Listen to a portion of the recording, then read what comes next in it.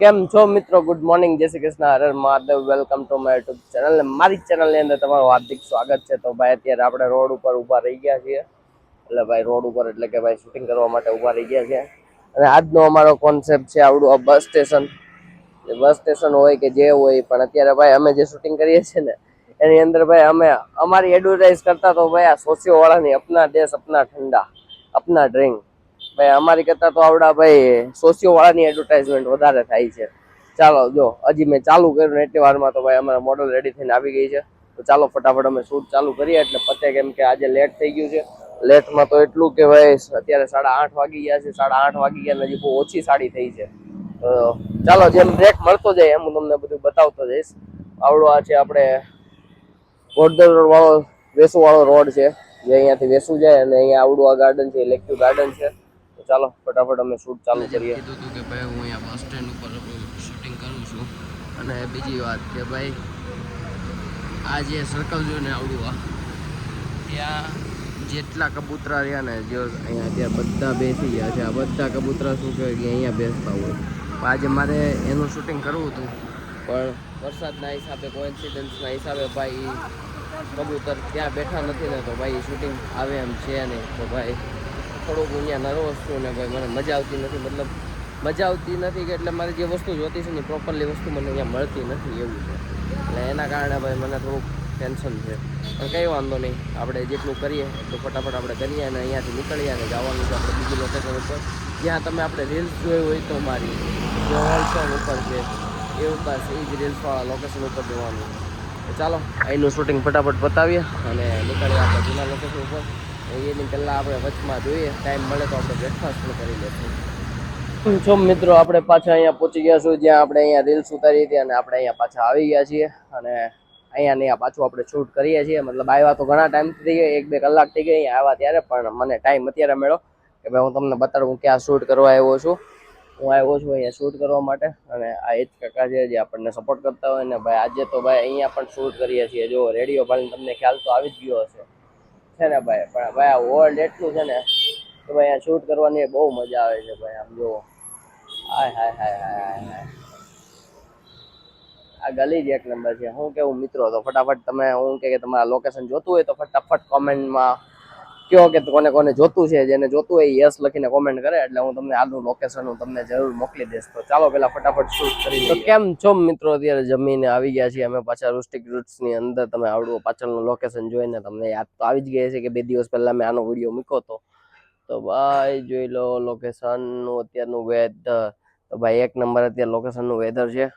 અને બીજી વસ્તુ કે ભાઈ આજે જો વાદળા તો એવા કાળા ડમ્બર છે ને, કેમ થાય હમણાં વરસાદ આવશે ને એટલે ભાઈ ધબધબાટી બોલાવી દેવાનું છે. અને આપણે અત્યારે આની અંદર આપણે શૂટિંગ કરવાનું છે. તો ચાલો અમે ફટાફટ શૂટિંગ કરીએ. મોડલ અમારી રેડી છે, તો એ આવે એટલે અમે ફટાફટ શૂટિંગ ચાલુ કરીએ અને ફટાફટ પતાવીને આપણે નીકળીએ બીજા લોકેશન ઉપર. તો કેમ છો મિત્રો? અત્યારે અમે આવી ગયા છીએ ડુમ્મસ. તો આ લોકેશન જોઈને ઘણા બધા અહીંયા ફોટો પડાવેલા હશે, બહુ જૂના. મતલબ અત્યારે નહીં, રિસેન્ટલી નહીં, મતલબ બહુ જૂના ફોટા અહીંયા પડાવેલા હશે. તો અમે અત્યારે તમે અહીંયા જોયું તો અમે અહીંયા શૂટ કર્યું અને પછી અમે આ અંકલ આંટી જોડે શૂટ કર્યું. જેમ કે અહીંયાથી આવતી હોય ને અહીંયા કંઈ લેતી હોય ને, અને થોડુંક અમે ખાવા પીવાનું પણ લીધું. ભાઈ અંકલ આંટીની ભાઈ સ્વભાવ એક નંબર છે. મજા આવી ગઈ અંકલ આંટી જોડે શૂટ કરવાની. તો ભાઈ જેને પણ શૂટ કરવું હોય ને તો અહીંયા અંકલ આંટી જોડે આવતા રહે. ઓલ ટાઈપનું શૂટ કરવાની તમને મજા આવશે. મારી થીમ જે હતી એ હું તમને બતાવી નહીં શકું કે મારી થીમ કેવી હતી, પણ તમે અહીંયા શૂટ કરો ભાઈ. કેમેરાવાળા હોય ને એ લોકોને મગજમાં થીમ ક્રિએટ થઈ જાય, સ્ટોરી ક્રિએટ થઈ જ જાય. અને ભાઈ અમારા લોકો છે ને બધા ગાડીમાં બેસી ગયા છે. અત્યારનો ટાઈમ થઈ ગયો છે 6:30 વાગી ગયા છે અને અમારા બધા ગાડીમાં બેસી ગયા છે. તો ચાલો ફટાફટ ગાડીમાં જઈએ, બેસીએ અને નીકળીએ સ્ટુડિયો પર અને ત્યાંથી જશું ઘરે. તો હવે આપણે ડાયરેક્ટ ઘરે જ મળીએ. ચાલો મળીએ ઘરે મમ્મી પપ્પા સાથે. કેમ છો મિત્રો? અત્યારે રાતના વાગી ગયા છે 9:30 વાગી ગયા છે. આપણે ભાઈ 8 નહીં 8:30 સમથિંગ આપણે ઘરે આવી ગયા હતા. અને 8:30 આપણે ઘરે આવીને આપણે મસ્ત થોડીક વાર માટે સુઈ ગયા હતા. જ્યાં સુધી પપ્પા ન આવે ત્યાં સુધી આપણે ખાવાનું હતું નહીં. આપણે મસ્ત મમ્મીએ મારી હાટું, મેં મમ્મીને બપોરે જ કહી દીધું કે મમ્મી મારી હાટું હું બનાવી રાખજો મમ્મી બ્રાઉન રાઈસ. મેં મમ્મીને બપોરે જ કહી દીધું હતું કે મારી હાટું બ્રાઉન રાઈસ મસ્ત કાજુ બદામ ને હું નાખ્યું તું કાજુ બદામ ને દ્રાક્ષ નાખી હતી. તો દ્રાક્ષ નાખીને મસ્ત મમ્મીએ બ્રાઉન રાઈસ બનાવી દીધા હતા અને મેં મસ્ત ખાઈ લીધા છે. અને ખાઈ પીને પેટ ભરીને બેસી ગયા છે. બધું ઘરનું કામ મમ્મીનું થઈ ગયું છે. તો અત્યારે ભાઈ અમે હું મમ્મી ને પપ્પા ત્રણેય બેઠા છીએ તો અમે વાત કરતા હતા હું ને મમ્મી ને પપ્પા કે ભાઈ આજે મમ્મી ને ફોન ફાવ્યો કે નહીં શું કેવું મમ્મી ફાવી ગયો શું કેવું પપ્પા એને કેટલી ઘડી